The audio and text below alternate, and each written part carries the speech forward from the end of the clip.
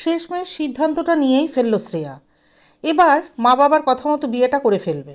বড়লোকের ছেলে, দুই ভাইয়ের কনিষ্ঠ ভাই আর পারিবারিক ব্যবসা, তাই এক প্রকার রাজি হয়ে গেল। পাকা কথাও হয়ে গেল দুই পরিবারের মধ্যে।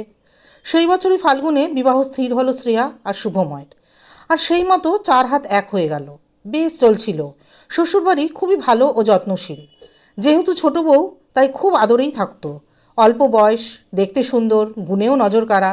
জায়ের ভাই অনিন্দ মাঝে মধ্যে ওদের বাড়ি আসতো কিছু কাজে, আবার চলেও যেত। পারিবারিক সম্পর্ক এমনই যে দুই বাড়ির লোকই দুই বাড়িতে হরদম যাতায়াত করত। একবার হলো কি, বাড়িতে বড় বউ নেই, শ্বশুর শাশুড়ি ঘুমোচ্ছে। সেই সময় অনিন্দ আসে। অগত্যা শ্রেয়া খাতির যত্ন করে, তারপর খানি গল্পগুজবে মশগুল হয়ে ওঠে। যেহেতু দুজনেই সমবয়সী, তাই এক প্রকার বন্ধুত্ব হয়ে যায় তাদের মধ্যে। ফোন নাম্বার আদান প্রদানও হয়। এদিকে দিনের পর দিন রাত করে বাড়ি ফেরায় শ্রেয়াকে বিশেষ সময় দিতে পারত না শুভময়। তাই একাকিত্বেই কাটত তার সারাদিন। মাঝে মধ্যে এ নিয়ে কথা কাটাকাটিও হতো দুজনের মধ্যে, কিন্তু নিষ্ফলা। আর সেই একাকিত্বকে অন্যদিকে পূরণ করতে থাকে অনিন্দ। সুযোগ পেলেই ফোনে কথা থেকে শুরু করে টেক্সট মেসেজ সবই চলতো। শুধু বাইরে দেখা করাটাই হতো না তাদের। এমন চলতে চলতে দুজনে দুজনের প্রতি কোথাও অধিক মাত্রায় আকৃষ্ট হয়ে পড়ে।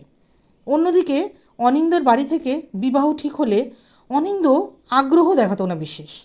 বিভিন্ন রকম ঘনিষ্ঠ মুহূর্তের বার্তালাপ হতো দুজনের, শুধু সুযোগটাই যা হতো না। মাসখানেক পরে একদিন অনিন্দ কাজ থেকে ফেরার পথে ওদের বাড়ি আসে। আর সেইবার অনিন্দকে রাত্রিবাস করতে হয় তার দিদির আবদার রাখতে গিয়ে। এদিকে সেই দিনই সকালে কলকাতার বাইরে একটা কাজে গেছে শুভময়। রাতের খাওয়া সেরে 10টা নাগাদ সকলে শুয়ে পড়ে। আর ওদের দুজনের মন পড়েছিল অন্যদিকে। হঠাৎ শ্রেয়ার দরজায় কড়া নাড়ার শব্দ। দৌড়ে উঠে দরজা খুলেই দেখে অনিন্দ।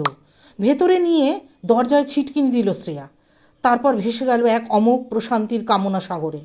একাকিত্বকে কোথাও যেন বিসর্জন দিল সেই স্রোতে, আর জীবনের অপার সুখ অনুভব করল, যা শুভময় তাকে দিতে পারেনি।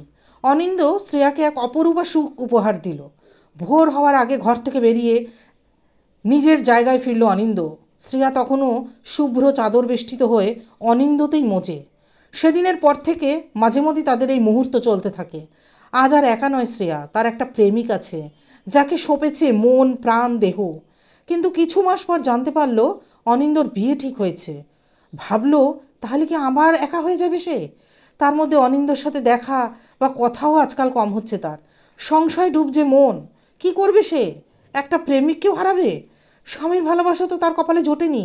ভাবনা ইতি টানল অনিন্দ স্বয়ং। সে কথা দিল বিয়ের পরেও এমনই সম্পর্ক থাকবে তাদের মধ্যে।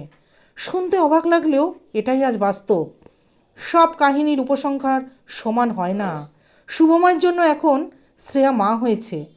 1 বছর হলো, কিন্তু শ্রেয়া ও অনিন্দ আজও একইভাবে পরকীয়ায় আবদ্ধ।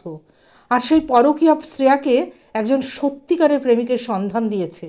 সকলের অজান্তে আজও তারা একসঙ্গে সাগর অভিযান করে।